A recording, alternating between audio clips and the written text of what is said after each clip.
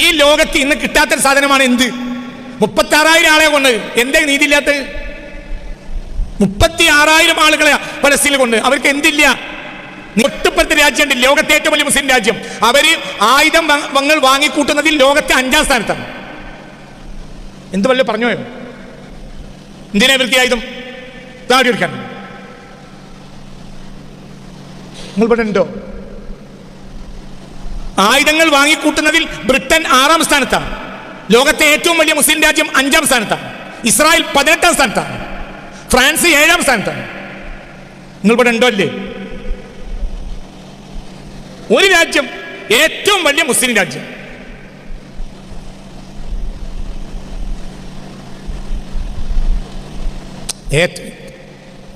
ഏറ്റവും ആദരിക്കപ്പെടേണ്ട അള്ളാഹുവിന്റെ പരിശുദ്ധ അടയാളങ്ങളുള്ള മുസ്ലിം രാജ്യം. ഇത്ര പറഞ്ഞാലും ക്ലൂ തന്നാലും നിങ്ങൾക്ക് അത് കയറൂലെങ്കിൽ അത് പറയാ. എന്തിനാണ് ഇവർക്ക് ഈ ആയുധം? താടി വടിക്കാനോ? ഞാൻ അവിടെ കൊണ്ടുപോയിട്ട് ഇസ്രായേൽ 18ാം സ്ഥാനത്താണ്. ലോകത്തെ ഏറ്റവും വലിയ വെപ്പൺസ് കൈവശമുള്ളതിൽ ഇസ്രായേൽ 18ാം സ്ഥാനത്താണ്. ഈ രാജ്യം 5ാം സ്ഥാനത്താണ്. ജൂത് ധർമ്മം കൊടുക്കൽ. നബിയേക്കാൾ ഒരാൾക്ക് ധർമ്മം കൊടുക്കാൻ കഴിയില്ല. നബിയെ, അതായത് ഒരാൾക്ക് നബി ഒന്ന് കൊടുത്തിട്ട് നബിയിൽ നിന്ന് ഒരാൾക്ക് എന്തോ കിട്ടി, അതിനേക്കാൾ വലിയത് കൊടുക്കാൻ അയാൾക്ക് കഴിയില്ല. എന്തുകൊണ്ട്? അങ്ങനെ നബി കൊടുക്കും. അങ്ങനത്തെ ആളുകളെ കണ്ടിട്ടില്ലേ? ഞാൻ കണ്ടിട്ടുണ്ട്. കുടുക്കൻ അങ്ങനത്തെ ആളുകളെ കണ്ടിട്ടുണ്ടോ? ഇല്ലേ? അവരെ മേലെ നമുക്ക് കൊടുക്കാൻ കഴിയില്ല. അതവരെ സമ്പത്ത് കൊണ്ടല്ല. നിങ്ങൾ എൻ്റെ കൂടെ ഇല്ല, അതവരെ സമ്പത്ത് കൊണ്ടല്ല, കഴിയൂല. അത്രയും വലിയ കുടിതിക്കാരൻ. നിങ്ങൾക്ക് ഞാൻ പറഞ്ഞത് മനസ്സിലായില്ല? ഒരു ധനാഢ്യനല്ല. ഹബീബ നബി വലിയ ധനാഢ്യനാണോ? ഹബീബ നബി വലിയ ധനാഢ്യനാണോ? അല്ല. പിന്നെ ആരാ? അല്ലാഹുമ്മ അഹ്യിനി മിസ്കീനൻ വഅമിത്നി മിസ്കീനൻ വഹ്ശുർനി ഫീ സുംറത്തിൽ മസാകിൻ. മുസ്തഫ നബി സ്വല്ലല്ലാഹു അലൈഹി വസല്ലം സദാസമയം ദുആ ചെയ്തിരുന്നത്. അങ്ങനത്തെ ഒരു മിസ്കീനാണ് ഹബീബ നബി സ്വല്ലല്ലാഹു അലൈഹി വസല്ലം. എന്നിട്ടോ നബിയുടെ മേലെ ഒരാൾക്ക് കൊടുക്കാൻ കഴിയില്ല. എന്താണോ കിട്ടുന്നത് അവിടെ കൊടുക്കും. ഒരാള് ഒരു എങ്ങനെ കൊടുക്കുക? നിങ്ങൾ ചിന്തിക്കുക. കൊടുക്കലിന്റെ രീതി പറഞ്ഞുതരാം. മുളർ കബീലക്കാരുടെ നേതാവാണ് ഉയൈന. ഉയൈന വന്നപ്പോൾ 100 ഒട്ടകം കൊടുത്തു. ഒരൊട്ടകം എന്ന് പറഞ്ഞാൽ അതിന്റെ മേലഞ്ഞൊന്നുമില്ല അറബികൾക്ക്. ഒരൊട്ടകല്ല. എത്ര കൊടുത്ത്? ആ ഉയൈനക്ക് 100 ഒട്ടകം കൊടുത്തു. ഈ ഉയൈന ആരുമാണ്? അവിടെ കണ്ടത് നബി വിചാരിച്ചു ഈ ഉയൈന ആരാ? നേരത്തെ ഈ ഉയൈന റളിയല്ലാഹു അൻഹു മുസ്ലിമായി റളിയല്ലാഹു അൻഹു, ഈ ഉയൈന റളിയല്ലാഹു അൻഹു നേരത്തെ റളിയല്ലാഹു അൻഹു അല്ലാത്ത ഒരു കാലത്ത്, മുസ്ലിം അല്ലാത്തൊരു കാലത്ത് വന്നിട്ടുണ്ട്. അന്ന് സൽമാൻ ഫാരിസി റളിയല്ലാഹു അൻഹുവിന്റെ കൂടെ ഇരിക്കാനാവൂല എന്ന് പറഞ്ഞു പോയി. അപ്പോഴാണ് വസ്ബിർ നഫ്സക മഅല്ലദീന യദ്ഊന റബ്ബഹും ബിൽ വദാത്തി വൽ അശീ യുരീദൂന വജ്ഹഹു എന്ന ആയത്ത് ഇറങ്ങിയത്. മദീന പള്ളിയിലേക്ക് ഉയൈന വന്ന് മുസ്ലിമാകാൻ. അപ്പോൾ വിയർത്ത് കരിമ്പടം ധരിച്ച രൂപത്തിൽ ആരുണ്ട്? സൽമാൻ ഫാരിസി റളിയല്ലാഹു അൻഹു ഉണ്ട്. അപ്പോൾ പറഞ്ഞു ഞങ്ങൾക്ക് മുസ്ലിമാവുന്നതിനല്ല വിരോധം, ഇത്രയും അറാദിലുൽ ഖൗമായ ഈ പറ്റ താനാ ക്ലാസ് ആളുകളുടെ കൂടെ ഇരിക്കേണ്ടി വരിക, ഞങ്ങളെ പറ്റ തൊഴിലാളികളായ അടിമകളായിരുന്ന ഇവരുടെ കൂടെ ഇരിക്കാനാവൂല എന്ന് വിചാരിച്ച് ഞങ്ങൾ വരാത്തതാണ്. അങ്ങനെ ഉയൈന പോയി. പിന്നെ ഉയൈന ഹുനൈൻ യുദ്ധ ദിവസം വരുന്നത്. അന്ന് ഉയൈനക്ക് എന്തു കൊടുത്തു? ഒരിക്കൽ വന്നു പോയതല്ലേ, കുറച്ചവിടെ കിട്ടിയെന്ന് വിചാരിച്ചില്ല. എത്ര കൊടുത്തു? 100 ഒട്ടകം. ശരി, അന്നത് ഉയൈന വലിയൊരാളായിട്ടാണെന്ന് അങ്ങനെ വിചാരിക്കാം. ശരി, പുറത്ത് ഒരു ഗ്രാമീണനായ ഒരു ആട്ടിടയൻ, ഒരു കറുകറുത്ത ആട്ടിടയൻ, ഒരു നേരത്തെ ഭക്ഷണത്തിന് വകല്ലാത്തൊരു ആട്ടിടയന് ആരോടോ ഭിക്ഷ യാചിച്ചപ്പോൾ അയാൾ പറഞ്ഞു മുഹമ്മദ് എന്നൊരാളുണ്ട് മദീനയിൽ, അവിടെ പോയി ചോദിക്കുക എന്തു തരും. അപ്പൊ അയാൾ മദീനയിലേക്ക് ഓടി വന്നു. ഹബീബ റസൂലുള്ളാഹി മദീനയിൽ സ്വല്ലല്ലാഹു അലൈഹി വസല്ലം. എന്നിട്ട് അയാള് ഹബീബ നബി സ്വല്ലല്ലാഹു അലൈഹി വസല്ലം തങ്ങളോട് ഹബീബ നബി തങ്ങളടുത്ത് വന്നു. അപ്പൊ എന്നിട്ട് ചോദിച്ചു, നിങ്ങളല്ലേ എന്തോ പറഞ്ഞു കൊടുക്കുകയും കൊടുക്കുകയൊക്കെ ചെയ്യുന്ന ആള്? അതെ. പറഞ്ഞു തരുന്നു, കരിമ പറഞ്ഞു കൊടുത്തു, എനിക്ക് തരുന്നു. അപ്പോൾ ഒരു മലഞ്ചെരുവിലുള്ള ആടുകൾ ഉണ്ടായിരുന്നു. റസൂലുള്ളാഹിക്കാരെ കൊടുത്തയച്ചതാണ്, നബി ഉപയോഗിച്ചിട്ടില്ല. ആ ആടിനെ കൊണ്ടേക്ക് പറഞ്ഞു. അപ്പോൾ അയാൾ ചോദിച്ചു, എത്ര കൊണ്ടുപോകണം? കൊണ്ടേക്കോ. പിന്നെ ചോദിച്ചു കം ആഖുലുഹ, എത്ര കൊണ്ടുപോകണം? ഖുദ്ഹാ, കൊണ്ടുപോ. അയാൾ ഒരു യജമാനന്റെ കീഴിൽ ആട് മേക്കുന്ന ആളാ. അയാളുടെ യജമാനന് പോലും എന്തില്ല, ഇത്ര ആടില്ല. ഫഅഖദഹ ഫഹല്ലല ഇസ്തിബ്ശാറൻ. അപ്പോൾ അയാൾ സന്തോഷത്തിൽ ഒന്നുകൂടി ലാ ഇലാഹ ഇല്ലല്ലാഹ്, ഒരു ലാ ഇലാഹ ഇല്ലല്ലാഹ് പറഞ്ഞപ്പോൾ എത്ര കിട്ടുമെങ്കിൽ എത്ര കിട്ടും? അയാൾ ഫഹല്ലല ഇസ്തിബ്ശാറൻ, അയാളോട് ചെല്ലാൻ തുടങ്ങി. ഇതാർക്കാ കൊടുക്കണത്? ഒരു ദിർഹമില്ലാത്തവന്. അയാളെ നാട്ടിൽ ചെന്നപ്പോൾ അയാൾ അവിടുത്തെ ഏറ്റവും വലിയ മുതലാളിയായി. മുതൽ കബീലക്കാരുടെ നേതാവായതുകൊണ്ട് കൊടുത്തു എന്ന് ഒരാൾ വാദിച്ചാൽ ഇയാൾക്ക് എന്തിനെ കൊടുത്തു? എന്താണോ അത് കൊടുക്കന്നെ. എടുത്തോ. പിന്നെ അയാൾ അല്ലല തേയിലയിൽ ചെല്ലിയും കൊണ്ടാണ് അയാളെ ഗ്രാമത്തിലേക്ക് പോയത്. എന്നിട്ട് അയാൾ എന്ത് ചെയ്തു? സഖ്റത്തിൻ, ഒരു പാറക്ക, ഗ്രാമത്തിലെത്തിയപ്പോ പാറക്കലിന് മേൽ കയറിയുന്നു. എന്നിട്ട് ജനങ്ങളെ വിളിച്ചു, ജനങ്ങളെ, മദീനയിൽ പോയി വല്ലാത്തൊരു കൊടുതിയ എനിക്കന്ന് കണ്ടില്ലേ, അവരെല്ലാരും പറഞ്ഞു മദീനയിലേക്ക്, അവർക്കൊക്കെ കൊടുത്തു, കിട്ടിയൊക്കെ. അതാ എന്ത് പറഞ്ഞു? മനസ്സിലായാലും ഇപ്പൊ നമ്മൾ കൊടുക്കുകയും വാങ്ങുകയും ചെയ്യുന്ന ആളുകളാണ്. നമ്മളിൽ നിന്ന് വാങ്ങുന്ന ഒരാൾക്ക് നമ്മളെക്കാൾ കൊടുക്കാൻ കഴിയില്ല. നമ്മൾ ഒരാളിൽ നിന്ന് വാങ്ങണമെങ്കിൽ, നമ്മൾ ഒരാളിൽ നിന്ന് വാങ്ങുന്നു, അയാളെക്കാൾ കൊടുക്കാൻ നമുക്ക് സത്യം തന്നെയല്ലേ? എന്തുകൊണ്ട് അയാള്? ഇതിൻ്റെയൊക്കെ അടിസ്ഥാനം എന്താണെന്ന് വെച്ചെങ്കിൽ, ഇതിൻ്റെയൊക്കെ അടിസ്ഥാനം ധനത്തിൻ്റെതല്ല, ചിന്തയുടേതാണ്, നിലപാടിൻ്റെതാണ്. ഒന്നും ബാക്കിയാക്കൂല. അപ്പൊ എന്താ കിട്ടി? അവിടെ കൊടുക്കും. സ്വർണം കിട്ടിയോ? സ്വർണം കൊടുക്കും. നിസ്കാരം കഴിഞ്ഞിട്ട് ഓടിയ ഹദീത്തുണ്ട്. ഈ ഹദീത്തിൽ ചില ആളുകൾ തെറ്റിദ്ധരിച്ചു നിസ്കാരം കഴിഞ്ഞാൽ ഓടുകയാണ് വേണ്ടത്. അങ്ങനത്തെ ഒരു സമാനം ഇവിടെ കഴിഞ്ഞു വെച്ചിട്ടുണ്ട്. അങ്ങനത്തെ വയറൊന്നും ഞാൻ കേട്ടിട്ടുണ്ട്. പ്രസംഗം വയറെന്ന് പറയാൻ പറ്റില്ല. പിന്നെ എൻ്റെ ഓടിയതിൻ്റെ ഹബീബ റസൂലുള്ളാഹിയുടെ വീട്ടിൽ കുറച്ച് വെള്ളിയുണ്ട്. റസൂലുള്ളാഹി ദാനം ചെയ്യാൻ ഉദ്ദേശിച്ചിട്ടുണ്ട്. ആരോ കൊടുത്തയച്ചതാണ്. അപ്പോൾ റസൂലുള്ളാഹിക്ക് നിസ്കാരം കഴിഞ്ഞ് ഇരിക്കുമ്പോൾ അത് ഓർമ്മ വന്നു. അപ്പോൾ വേഗം പോയി. എന്തിന്? അത് കൊടുക്കണം. അത് കൊടുത്താൽ എങ്ങനെ ഇരിക്കൂല. അതാണ് നിലപാട്. അതിന് എത്ര കൊടുത്താലും അങ്ങനെ തന്നെയാണ്. മനസ്സിലായില്ലേ? നിലപാടിനാണ് വിഷയം. സുബഹി നിസ്കാരം കഴിഞ്ഞ ആളുകൾ പോയില്ല, എല്ലാവരും അവിടെ നിന്നു. റസൂലുള്ളാഹി കുറച്ചേരം അവിടെ ഇരുന്നു. അതിന്റെ കാരണം അബൂ ഉബൈദ ആമിർ ബിൻ ജറാഹ് റളിയല്ലാഹു അൻഹു ബഹ്റൈനിൽ നിന്ന് വന്നപ്പോൾ കുറച്ച് സ്വർണ്ണമുണ്ട്, ബഹ്റൈനിൽ നിന്ന് കിട്ടിയതാണ്. അപ്പൊ ഇതെല്ലാവർക്കും അറിയാം. എന്ന് റസൂലുള്ളാഹിന്റെ കയ്യിൽ സ്വർണ്ണം എത്തിയിട്ടുണ്ട്. ഇന്നലെ രാത്രി അബൂ ഉബൈദ ബഹ്റൈനിൽ വന്നു. റസൂലുള്ളാഹിന്റെ കയ്യിൽ എന്തുണ്ട്? സ്വർണ്ണമുണ്ട്. റസൂലുള്ളാഹി സുബഹി നിസ്കരിച്ചിരുന്നു. ആളുകളും അവിടെ ഇരുന്നു, ആരും പോയതൊന്നുമില്ല. പിന്നെ റസൂലുള്ളാഹി പുഞ്ചിരിച്ചുകൊണ്ട് വന്നു. പിന്നെ ആ സ്വർണം കൊണ്ടുവരാൻ കൽപ്പിച്ചു. എന്നിട്ട് പറഞ്ഞു, സ്വർണ്ണം തരാം. ശരി, വയറ് പറയാണ്ട്. അന്ന് പറഞ്ഞു,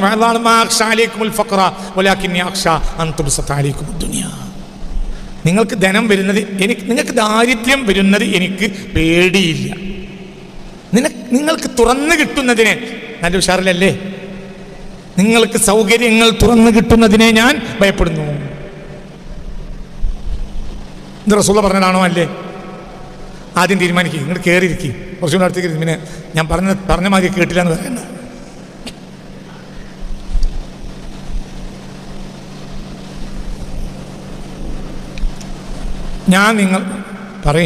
ഞാൻ നിങ്ങളിൽ മാക്ഷാലി ഇതെപ്പോഴാ കൊടുക്കുക? ഇതെപ്പോഴാണ് പറയണത്? അബൂ ഉബൈദ ഒന്ന് ചിന്തിക്ക്, പറയുമ്പോഴെങ്കിലും ഒന്ന് ചിന്തിക്ക്, വളരെ ചിന്തിക്കണം.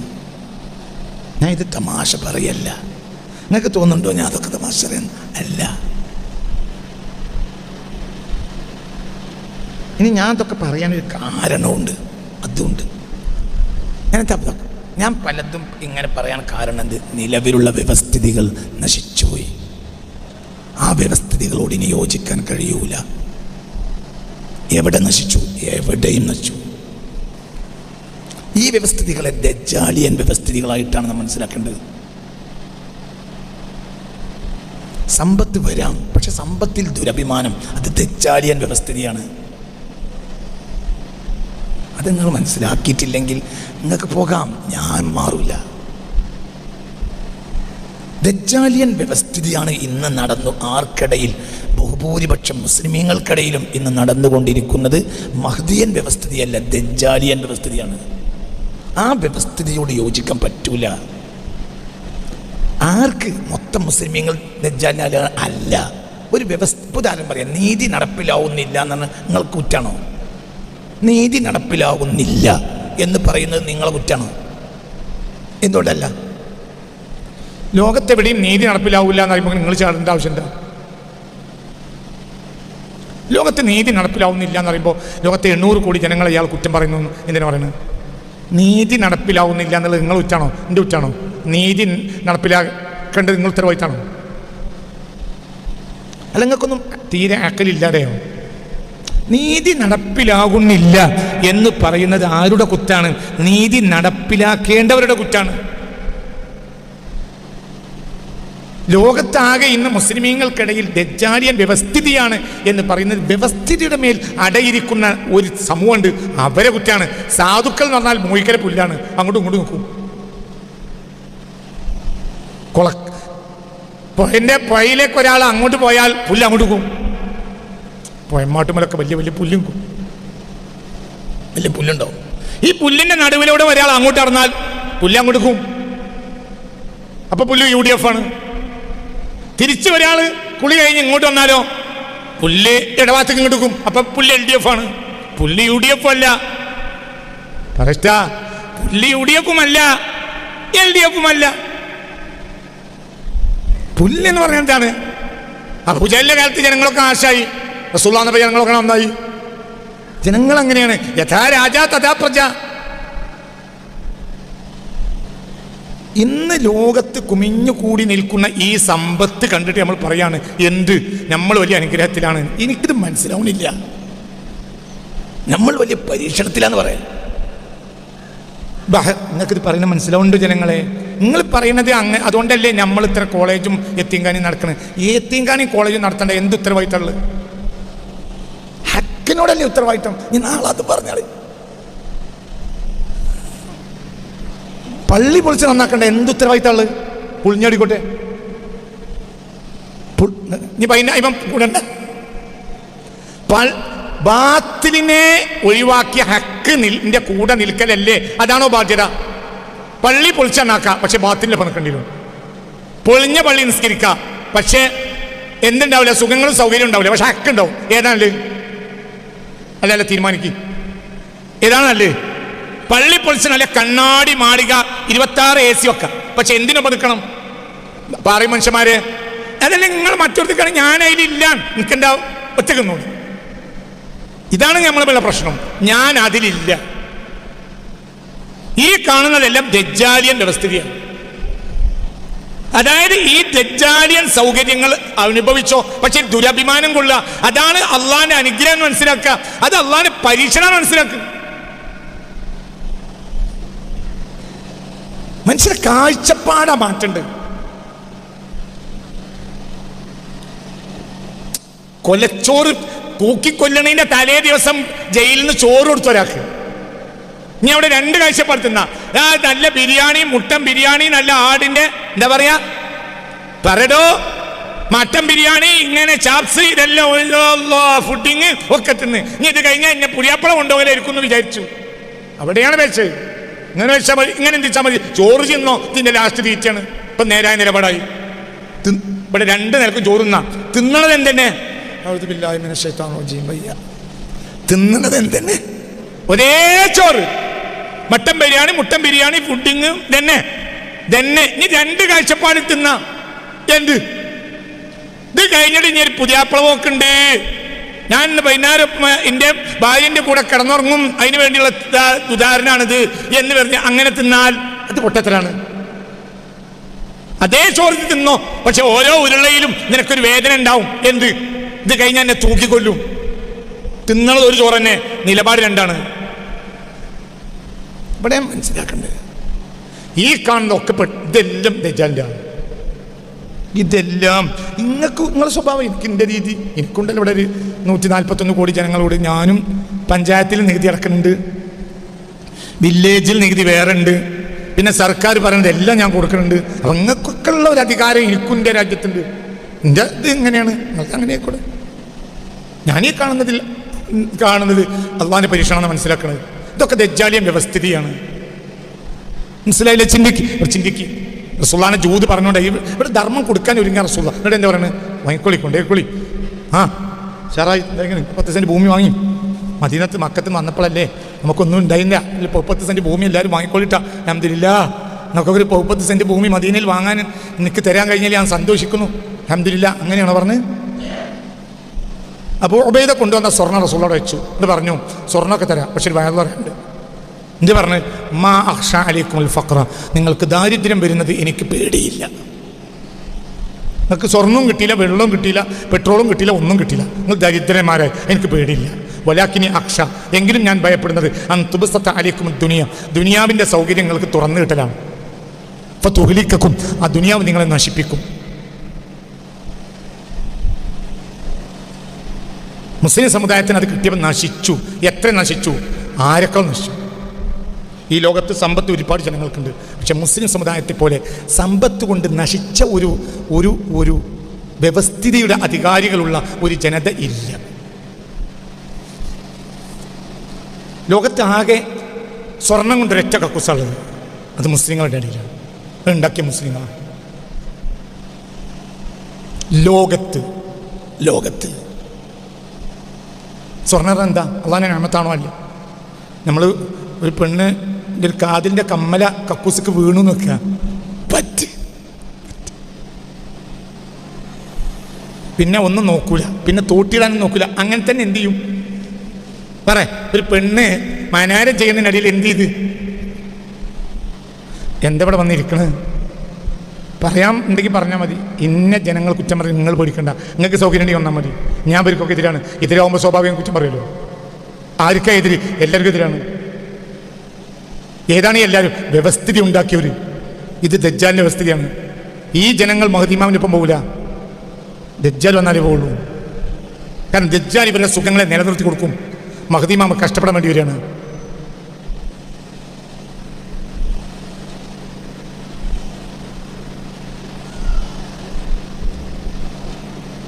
കൊറോണ ഉണ്ടായതിൻ്റെ കൊറോണയുടെ ആ ആഴ്ച ലോകത്തെ സൂപ്പർ മാർക്കറ്റിൽ മുതലാളിമാർ തല്ലൂടി. എന്തിന്? എന്തെന്നെ നോക്കി പഠിപ്പിക്കുന്നു? തെളിവടക്കം പറഞ്ഞുതരും. ലോകത്തെ സൂപ്പർ മാർക്കറ്റിൽ ധനാഢ്യന്മാരും ധനാഢ്യകളും കയറിക്കൂടി. എല്ലാവരും കയറി. എന്നിട്ട് എന്ത് ചെയ്തു? എല്ലാ സാധനങ്ങളും വാരുന്നതിൻ്റെ ഇടയിൽ എന്ത് വാരി? Toilet tissue. ഈ റോളിൽ വരുന്ന ടോയ്ലറ്റ് ടിഷ്യൂ ഇല്ലേ, ഈ ടോയ്ലറ്റ് ടിഷ്യൂവിൻ്റെ പേരിൽ സൂപ്പർ മാർക്കറ്റിൽ തല്ല് നടന്നതിൻ്റെ ധാരാളം ചിത്രങ്ങൾക്ക് കിട്ടും. എന്തുകൊണ്ട്? ഇനി കുറച്ച് ദിവസം സൂപ്പർ മാർക്കറ്റ് അടച്ചിടാണ്. അവരെ സംബന്ധിച്ചിടത്തോളം ടോയ്ലറ്റ് ടിഷ്യൂ ഇല്ലാതെ ജീവിക്കാൻ കഴിയില്ല. അങ്ങനത്തെ ജനത എങ്ങനെ മഹദിമാമിനൊപ്പം പോവാം? മഹദിമാമ് ടോയ്ലറ്റ് ടിഷ്യൂ വെള്ളം എടുത്ത് തരാൻ ഒരാൾ ഇതിനല്ലല്ലോ വരുന്നത്. നിങ്ങൾ ഇന്ന് നടന്നോളൂ, നാളെ വരാറില്ല. കുടുങ്ങിയോല് പോവും. അതിൽ പലരും ഉണ്ടാവും, പല ജാതി ഉണ്ടാവും. അവരൊക്കെ പിന്നെ മഹദിമാമിൻ്റെ ആളായി മാറും. നീതി നടപ്പിലാക്കുന്ന ഒരാൾ വന്നപ്പോൾ ഹാജൻ്റെ ഒപ്പം കൂടി അവർ മുസ്ലിമായി. അവർ വന്ന് നീതിക്കാണ്. ഞാൻ നിങ്ങൾക്ക് രഹസ്യം പറഞ്ഞുതരാം. ഞാൻ നിങ്ങൾക്ക് കാര്യം പറഞ്ഞുതരാം. നിങ്ങൾ 141 കോടി ജനങ്ങളുണ്ട് ഇന്ത്യയിൽ. ഒരു നീതി നടപ്പിലാക്കി തരാൻ പറ്റുന്ന ഒരാളെ പേര് പറഞ്ഞാൽ ഞാൻ അങ്ങോട്ട് അയാളെടുത്ത് പോകും. അയാൾ ജാതി എന്തായാലും. എന്തുകൊണ്ട്? ഞാൻ മുസ്ലിം തന്നെ. പക്ഷെ നീതി അയാൾ നടപ്പിലാക്കി തരുമെങ്കിൽ ഞാൻ അടുത്ത് പോവാം. ഒരു കാര്യം പറയുമ്പോഴത്തിന് ഒന്നിച്ച് വെട്ടുകളി ആക്രമണം നടക്കുന്നത്. അപ്പം അതിലുണ്ടല്ലോ നീതി. ഈ നീതി നടപ്പിലാക്കി തരാൻ ഒരാൾക്ക് കഴിയുമെങ്കിൽ അയാളെ ജാതി ഞാൻ നോക്കൂല, അയാളടുത്ത് പോയി നീതി നടപ്പിലാക്കി തരുമെന്ന് പറയും. അങ്ങനത്തെ ഒരാളില്ലാത്തതുകൊണ്ടാണ്. അങ്ങനത്തെ ഒരാൾ വന്നാൽ ഇവിടുത്തെ ക്രിസ്ത്യാനികൾ ആ മനുഷ്യനെ ആഗ്രഹിക്കും. എന്തുകൊണ്ട്? ഇവിടുത്തെ ക്രിസ്ത്യാനിക്ക് പ്രശ്നമുണ്ട്. എന്തെന്ന് നോക്കിയിരിക്കണം. എന്തിനാ വന്നത്? എന്തിനാണ് നിങ്ങൾ വന്നത്? എന്താണ് നിങ്ങൾ മനസ്സിലാക്കാത്തത്? നിങ്ങൾ എന്ത് ഭ്രാന്തെന്നാണ് ഞാനത് പൂമാല പോലെ സ്വീകരിക്കും. എനിക്ക് അൽഹംദുലില്ലാ അത് പറയാൻ കഴിയുന്നുള്ളൂ. തൗഫീഖിന് വേണ്ടി അൽഹംദുലില്ലാ. നിങ്ങൾക്കിത് പറയുന്നത് മനസ്സിലാവുന്നുണ്ടോ? നിങ്ങൾ ഒരു നീതി ആഗ്രഹമില്ലാത്തത്. ഇപ്പം നിങ്ങൾ ഇയാൾ എൻ്റെ പേരെന്താ? നിങ്ങൾ പേരെന്താ? മുഹമ്മദ് ഫൈസൽ. ഇപ്പൊ അനസ് മുഹമ്മദ് ഫൈസൽ ഇവർ രണ്ടാളോട് തർക്കമുണ്ട്. ഇതിൽ നീതി ഒരാൾക്ക് നടപ്പിലാക്കി തരാൻ കഴിയുന്നില്ല. നീതി വിധി പറഞ്ഞാൽ പറയില്ല, നീതിയാണ്. അപ്പോൾ അവൻ അനസ് മോശപ്പെട്ടവനാ, അവൻ്റെ കയ്യിൽ അനീതി, നിങ്ങൾക്ക് നീതി വേണം. അത് നടപ്പിലാക്കാൻ കഴിയുന്ന ഒരാൾ മദ്രാസിലുണ്ടെങ്കിൽ നിങ്ങൾ അങ്ങോട്ട് പോലും. ആ ആള് ഏതാളാണ് നിങ്ങൾക്ക് വിഷയമുണ്ട്. നിങ്ങൾക്ക് എന്താ വേണ്ടത്? ആളെ മതമല്ലേ നിങ്ങൾ സ്വീകരിക്കണത്? നിങ്ങൾ എന്താ സ്വീകരിക്കണത്? പറകുട്ടി എന്താണ്? ഈ ലോകത്ത് ഇന്ന് കിട്ടാത്തൊരു സാധനമാണ് എന്ത്? 36,000 ആളെ കൊണ്ട് എന്താ നീതി ഇല്ലാത്തത്? 36,000 ആളുകളെ ഫലസ്തീനിൽ കൊണ്ട് അവർക്ക് എന്തില്ല? ഒട്ടുപ്പുറത്തെ രാജ്യമുണ്ട്, ലോകത്തെ ഏറ്റവും വലിയ മുസ്ലിം രാജ്യം. അവര് ആയുധങ്ങൾ വാങ്ങിക്കൂട്ടുന്നതിൽ ലോകത്തെ 5ാം സ്ഥാനത്താണ്. എന്ത് വല്ല പറഞ്ഞോ? എന്തിനാ ഇവർക്ക് ആയുധം? താടി എടുക്കാൻ. നിങ്ങൾ ഇവിടെ ഉണ്ടോ? ആയുധങ്ങൾ വാങ്ങിക്കൂട്ടുന്നതിൽ ബ്രിട്ടൻ 6ാം സ്ഥാനത്താണ്. ലോകത്തെ ഏറ്റവും വലിയ മുസ്ലിം രാജ്യം 5ാം സ്ഥാനത്താണ്. ഇസ്രായേൽ 18ാം സ്ഥാനത്താണ്. ഫ്രാൻസ് 7ാം സ്ഥാനത്താണ്. നിങ്ങൾ ഇവിടെ ഉണ്ടോ? അല്ലേ? ഒരു രാജ്യം, ഏറ്റവും വലിയ മുസ്ലിം രാജ്യം,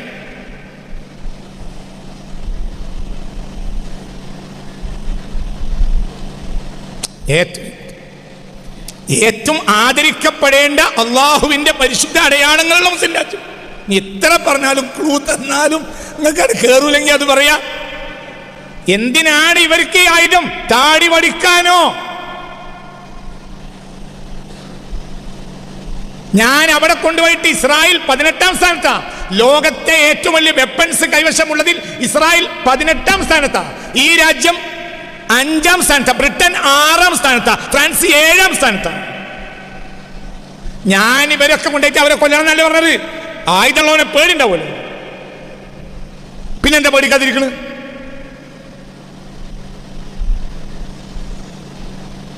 പേടിക്കാതിരിക്കണം എന്താ? ഹിന്റെ വാലും നിങ്ങൾ അമ്മിന്റെ ചോട്ടിലാണെങ്കിൽ പേടിണ്ടാവില്ല. എന്നിട്ടാണ് 36,000 ആളെ കൊല്ലുന്നത്. മര്യാദക്കണോടെ അറിയാം, നമ്മളെ ഇഖ്വാനാണ്. അനങ്ങിയ ഗതിക്കുന്ന ഒരു വാക്ക് പറഞ്ഞാൽ വിട്ടു പേടിയോ പോലോ പേടി ഉണ്ടാവില്ല. എന്തുകൊണ്ട് ഇവരങ്ങനെ പറയൂല? എന്തുകൊണ്ട്? തെച്ചാലിയൻ വ്യവസ്ഥിതിക്ക് അടിമപ്പെട്ടു പോയി. നിങ്ങൾ ക്ലിപ്പിന് കുടുങ്ങണ്ട.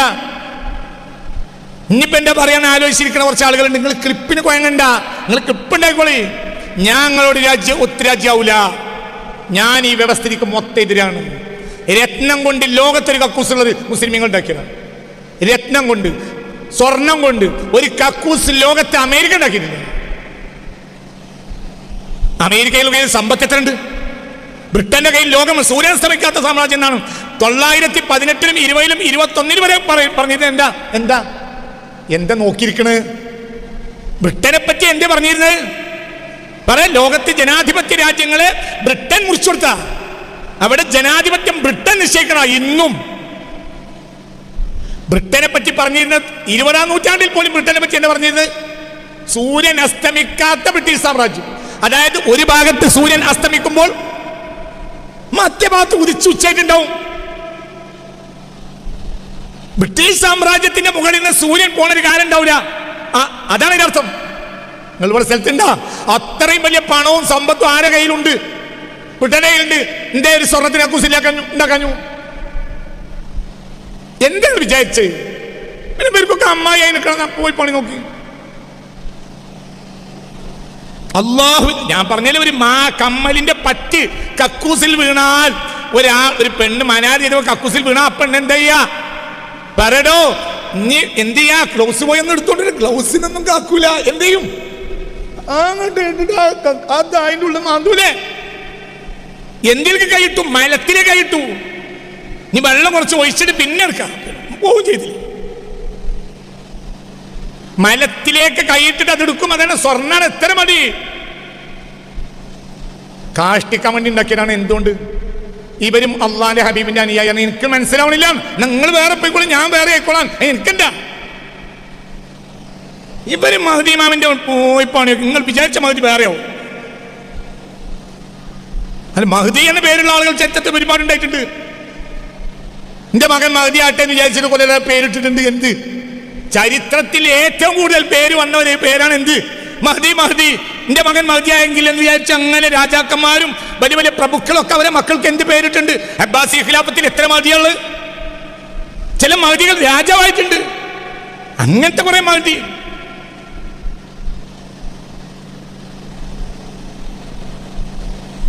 എന്റെ വാപ്പ അങ്ങനെ പറയും എന്ത്, ഒരാളൊരു വലിയ തോട്ടം ഉണ്ടാക്കിയിട്ട് ആ തോട്ടത്തിന് ജന്നത്ത് എന്ന് പേരിട്ട്.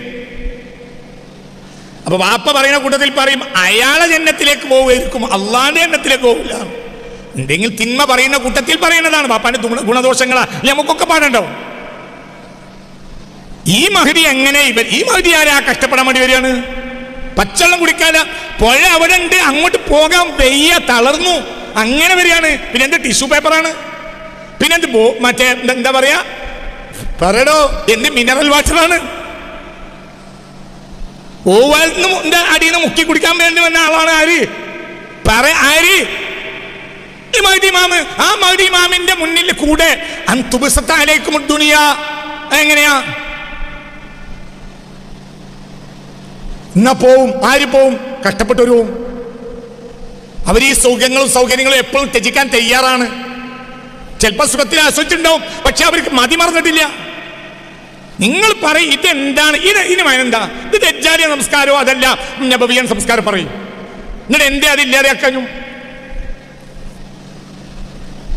ലോകത്ത് സ്വർണം കൊണ്ടൊരു കക്കൂസാള് ലോകത്ത്, അത് മുസ്ലിങ്ങൾ ഉണ്ടാക്കിയതാ. മുസ്ലിങ്ങളുണ്ട് ഇപ്പോഴും കൈവശം വെച്ച് വരുന്നത്. രത്നം കൊണ്ട് ഒരൊറ്റ കക്കൂസ് മുസ്ലിങ്ങളുണ്ടാക്കി, മുസ്ലിങ്ങളെ കൈവശം വെച്ച്. ഇത് എന്ത് നമസ്കാര? ദജ്ജാലിയ നമസ്കാരം അല്ലാതെ. ഇവർക്ക് ഇവരെ കയ്യിൽ പൈസ ഉണ്ടെന്ന് കുമ്പിട്. ചിന്തിക്കണം. നമുക്ക് കാലം കഴിഞ്ഞു പോയിട്ടുണ്ട്. പഴയ കാലത്ത് ഞാനിന്ന അവിടുന്ന് പള്ളി ഉണ്ടാക്കി തരാൻ പറഞ്ഞ പഴമക്കാർ പറയുമ്പോൾ വേണ്ട നമ്മളെ പഴയ പള്ളി മതിയും. അത് ആദ്യകാലത്ത് സുന്നികൾക്കിടയിൽ പുറത്തുനിന്നുള്ള പള്ളികൾ ഉണ്ടായിരുന്നില്ല. വേറെ ചില വിഭാഗങ്ങൾക്കായിരുന്നു പുറത്തുനിന്ന് പള്ളി ഉണ്ടായിരുന്നത്. അതിനെപ്പറ്റി നമ്മളെ പഴമക്കാർ ആക്ഷേപിച്ചവർ മറ്റൊരുണ്ടാക്കി കൊടുത്താണ്. നമ്മളെ പള്ളിയിൽ സൗകര്യങ്ങൾ കുറയും, പക്ഷെ പടച്ചോനെ പേടി കൂടും. ആണോ അല്ലേ നിങ്ങൾ പറയും. ഇന്നോ ഇന്ന് അതൊക്കെ പോയി. ഇന്ന് മറ്റൊരു പള്ളി ഉണ്ടാക്കി. ഞാൻ എപ്പോഴും പള്ളി ഉണ്ടാക്കാം. നാട്ടുകാർ പള്ളി ഉണ്ടാക്കി 2 കൊല്ലം കഴിഞ്ഞപ്പോൾ ഒരാൾ വിളിച്ചു പറഞ്ഞു ഇവിടുന്ന് ഒരു പള്ളിൻ്റെ പൈസ ഉണ്ട് കൊടുത്തേക്കട്ടെ. ആയിക്കോട്ടെ. ഈ പള്ളി പൊളിച്ചിട്ട് പുതിയ പള്ളി ഉണ്ടാക്കി. ഞാൻ കണ്ടതാണ്. പ്രശ്നമല്ല, പൈസ ഇട്ടാണ് 2 കോടി 3 കോടി. ഇതിലെന്താ? മസാജിദുഹും ആമിറ വഹിയ ഖറാബുൻ അനിൽ ഹുദാ. അല്ലാഹു നമ്മളെ കാത്തിരക്ഷിക്കട്ടെ. ഇവിടെ വളരെ നമ്മൾ ചിന്തിക്കണം. അള്ളാഹുവിന്റെ ഹബീബ് സല്ലല്ലാഹു അലൈഹി വസല്ലമ തങ്ങളെ മനസ്സിലാക്കണമെങ്കിൽ ഇത് മനസ്സിലാക്കണം. അപ്പോൾ റസൂലുള്ളാഹി സ്വല്ലല്ലാഹു അലൈഹി വസല്ലം തങ്ങൾ നീതി നടപ്പിലാക്കും. മുസ്തഫ റസൂലുള്ളാഹ്. അല്ലാതെ ആരാ നീതി നടപ്പിലാക്കുക? ആ മുസ്തഫ നബിന്റെ പേരക്കുട്ടി ഇവിടെ നീതി നടപ്പിലാക്കും. ആ മനുഷ്യ ഇവിടെ വരുന്നത് എന്തിനാ? എന്തിനാ വരുന്നത്? എന്തിനാ വരുന്നത്? നീതി നടപ്പിലാക്കാൻ, മുസ്ലിമീങ്ങളെ ആട്ടുകട്ടിലിട്ട് ആട്ടാനും. അയ്യയ്യേ, അതിൽ ചില ആളുകൾക്ക് നീതി പേടിയുണ്ടാവും. അവർ തെച്ചാലിയൻ സംസ്കാരത്തിന്റെ കൂടെ നിൽക്കും. അല്ലാഹു തആല നമ്മളെ കാത്തിരക്ഷിക്കട്ടെ. അതേ സമയത്ത് ഈ മനുഷ്യന്റെ നീതി മനസ്സിലാക്കുന്ന ആളുകൾ ഈ മനുഷ്യനിലേക്ക് നേരെ മറിയും. ഈ മനുഷ്യൻ നീതി നടപ്പിലാക്കാൻ വേണ്ടി വരികയാണ്. ഹബീബ റസൂലുള്ളാഹിയുടെ പേരക്കുട്ടി സയ്യിദുനാ ഇമാമുൽ മഹ്ദി റളിയല്ലാഹു അൻഹു അവസാനിപ്പിക്കാൻ കിട്ടുന്നില്ല. ഇപ്പോൾ നോക്ക്, നിങ്ങൾ ചിന്തിക്കുക. ഹബീബ റസൂലുള്ളാഹിയുടെ ജൂദ് പറഞ്ഞുകൊണ്ട് അത് പറഞ്ഞു. അതിന്റെ മേലെ കൊടുക്കാൻ കഴിയില്ല. എന്തുകൊണ്ട് കഴിയില്ല? ആർക്കും നബിക്ക് വേണ്ട. എന്നെ വില അറിയാ. നിങ്ങൾ എന്ത് മനസ്സിലാക്കുന്ന മനുഷ്യന്മാരെ? അള്ളാഹുവിന്റെ ഹബീബ് സല്ലല്ലാഹു അലൈഹി വസല്ലം തങ്ങൾക്ക് മരിക്കുന്ന കാലത്ത്, വഫാത്താവുന്ന കാലത്ത് സൗകര്യങ്ങളില്ലേ? ഒരു ഭാഗത്ത് ബഹ്റൈന്, ഒരു ഭാഗത്ത് ഒമാന്, ഒരു ഭാഗത്ത് ഹിജാസ് മുഴുവനും ഈ റസൂലുള്ളാഹിയുടെ കയ്യിലാവുമ്പോഴാണ് വഫാത്താണ്. അക്കാലത്ത് റസൂലുള്ളാഹി തങ്ങൾ മനസ്സിലായോ? ഒരത്താഴത്തിന് വേണ്ടി സ്വന്തം പടയങ്കി പണയപ്പെടുത്തിയത് അന്നും ജൂതന്റെ വീട്ടിലാണ്. അതാ റസൂലുള്ളാഹി സ്വല്ലല്ലാഹു നിങ്ങൾക്ക് പറഞ്ഞത് മനസ്സിലായോ? ബഹ്റൈൻ മുതൽ ഒമാൻ മുതൽ ഇങ്ങനെ അങ്ങോട്ട് ചുറ്റിയിട്ട് ഹിജാസ് മൊത്തം റസൂലുള്ളാഹി വഫാത്താകുമ്പോൾ ആരുടെ കീഴിലാണ്? പറമോനെ, റസൂലുള്ളാഹിയുടെ കീഴിലാണ്. എന്നിട്ട് ഒരത്താഴത്തിന് വേണ്ടി, അത്താഴത്തിന്റെ ഗോതമ്പിന് വേണ്ടി പണയപ്പെടുത്തി എന്ത്?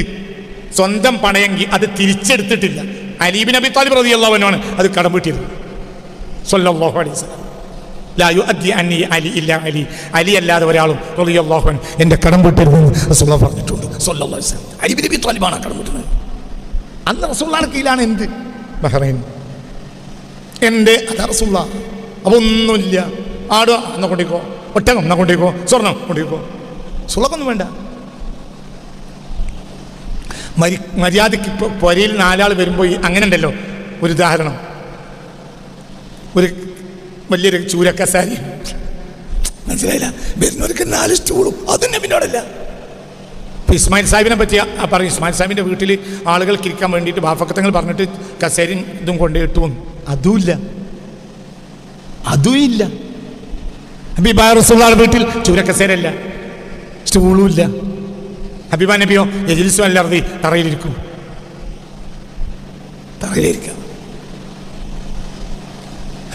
ഹബീബായ നബി സല്ലല്ലാഹു തറയിലിരിക്കും. വയഅകുലു മഅൽ ഫുഖറാ മാ അകല വഹീദൻ ഖത്തു, ജീവിതത്തിൽ ഒരിക്കലും ഒറ്റക്ക് തിന്നിട്ടില്ല, ഒറ്റക്ക് ഭക്ഷണം കഴിച്ചിട്ടില്ല.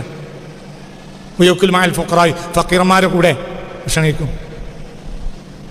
ഇനി നമുക്ക് കല്യാണത്തിന് വരെ 2 ഭക്ഷണം പോരാ, മന്ത്രിമാരും മുതലാളിമാരും വരുമ്പോൾ ഒന്നിലേക്ക്, അതിൻ്റെ ഇവിടെ ആൾ നിൽക്കും. അങ്ങനത്തെ കല്യാണത്തിൽ ഞാൻ പങ്കെടുത്തിട്ടുണ്ട്. മനസ്സിലായില്ല, 2 തരം ഭക്ഷണം പോരാ. മന്ത്രിമാരും മുതലാളിമാരും വരികയാണെങ്കിൽ ഇങ്ങോട്ട് കയറ്റും, സാധാരണക്കാരാണെങ്കിൽ ഇങ്ങോട്ടും കയറ്റും. അതൊക്കെ ഇന്ന് നമ്മുടെ സർവ്വസാധാരണയാണ്. എന്നിട്ട് നമ്മൾ എന്ത് പറയാണ്, എന്ത് നമ്മൾ നബിൻ്റെ ആളുകളാണ്, എങ്ങനെ പറയല്? ഫക്കീറന്മാരോട് കൂടെ ഭക്ഷണം കഴിക്കും. ഈ ഫക്കീറന്മാരെ കൂടെ ഇരിക്കും. പുണ്യ റസൂൽ മുസ്തഫ ഹബീബായ നബി സല്ലല്ലാഹു അലൈഹി വസല്ലം ഒരു ഭക്ഷണത്തെ ആക്ഷേപിച്ചിട്ടില്ല, ഒരു പാനീയത്തെ ആക്ഷേപിച്ചിട്ടില്ല, ഒരു ഫിറാഷിനെ ആക്ഷേപിച്ചിട്ടില്ല.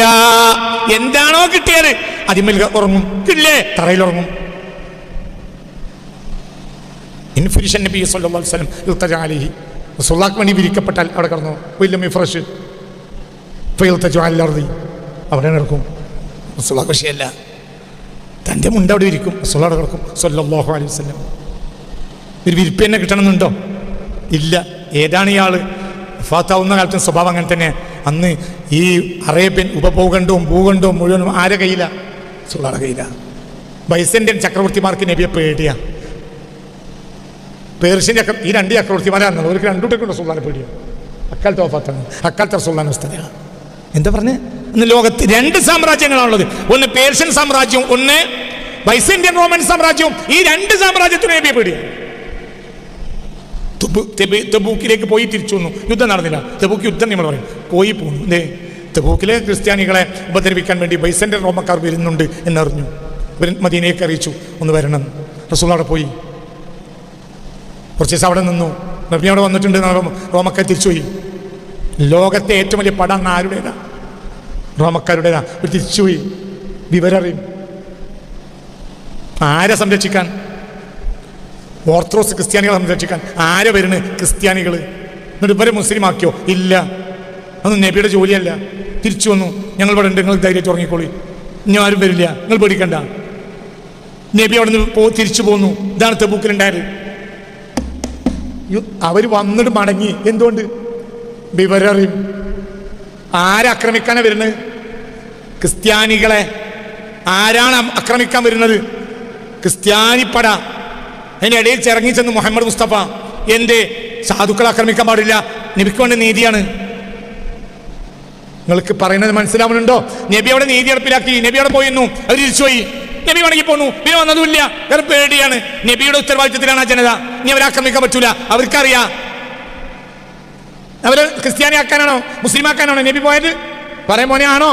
അല്ല.